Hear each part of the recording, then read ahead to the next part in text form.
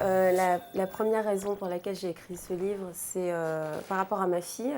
Je trouvais que c'était une très bonne idée de lui laisser ce livre où je lui explique toute ma vie, tout mon parcours, mon enfance, et puis tout ce qui a suivi ensuite.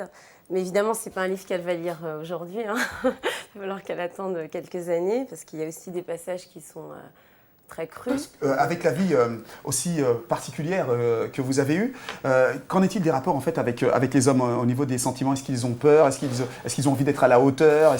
Gustino vous présente sa candidature. Gustino, c'est moi. Il l'a fait. En fait, oui, forcément, au début, quand on ne se connaît pas bien, il y a toujours ils savent pas trop comment se comporter. Certaines appréhensions. Voilà, mais en fait, on se rend très vite compte que je suis quand même relativement normale et voilà, quoi. à quelques films près. Je vais le préciser relativement. Moi, je n'ai jamais vu de film de Julia. Donc, je n'ai pas de problème pour l'accoster de façon normale.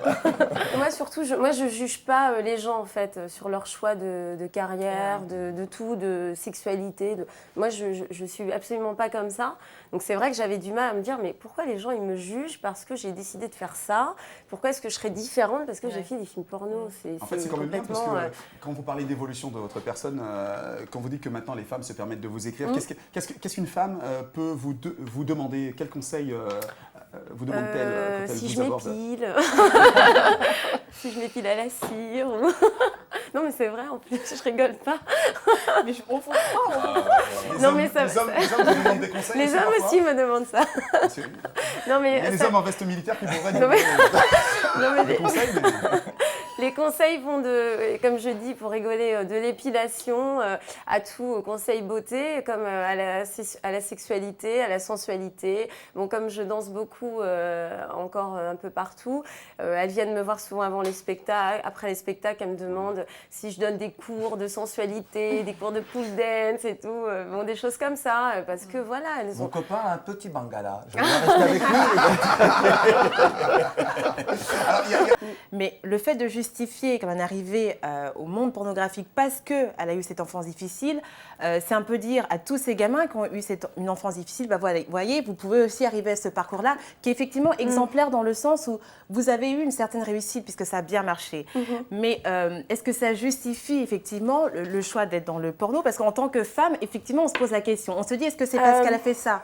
Parce que c'est de l'argent facile, on comprend que ça a été de l'argent facile, donc ça je comprends. Est-ce qu'il y a du plaisir? Parce qu'en tant que femme, on a besoin de savoir. Alors déjà, petite rectification, c'est tout sauf de l'argent facile. Ouais, tout sauf. Mais alors vraiment, ça c'est le genre de truc que j'ai entendu 1 milliard de fois. Et vraiment, je défie mais quiconque, quelle femme, parce que pour les hommes, c'est quand même un peu plus facile, mais pour une femme, c'est loin d'être de l'argent facile quand on doit passer 10 heures sur un plateau. À faire des vraies scènes et qu'on n'a pas envie. Et je passe tous les... Comment vous avez fait? Qu'est-ce qui vous a motivé? C'est le côté psychologique ou le côté physique qui est le plus éprouvant? Non, les deux. Je dirais le plus éprouvant, c'est le côté psychologique. Physique, évidemment, c'est très fatigant, mais le plus, c'est le côté psychologique, évidemment. Puisque quand on fait quelque chose... quand on n'a pas spécialement envie, des fois on travaille avec des gens, on n'a pas spécialement envie de travailler avec. On se voit le matin, on dit voilà, bonjour. Et voilà, c'est comme sur un film traditionnel. Sauf que là, il y a un acte qui va être fait et qu'il faut que ça semble le plus vrai possible.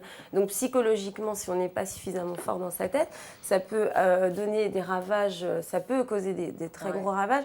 Et d'ailleurs, ça a été souvent le cas. Il y a eu plein de cas d'actrices qui n'ont pas supporté, c'est ou la drogue, ou elles se suicident, il y a eu plein de choses. Voilà. L'être humain dans son et que les hommes sont des salauds. C'est là où vous l'avez dit. Et des cochons. Elle l'a pas dit. Elle l'a pas dit. Non.